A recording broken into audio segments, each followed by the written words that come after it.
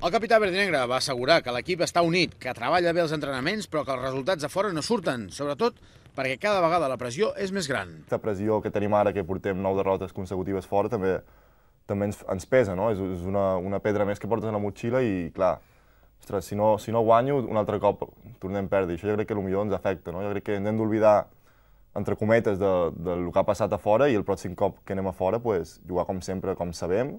Després de 8 mesos de baixa per lesió, el jugador porta 3 setmanes entrenant, tot i que confirma que no està al seu nivell.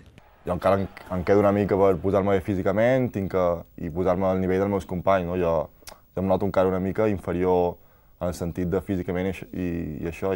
Pere Tomàs respecta l'opció del club de fitxar un alè, però considera que els que hi ha poden tirar-ho endavant. Sempre han sigut els que han sigut i han demostrat que han tirat partits endavant, no? I contra rivals molt difícils, com el Madrid, a Sevilla, a casa, i que han competit a pistes molt difícils com a Màlaga, com a Canàries, i no han tingut la sort aquesta de poder guanyar.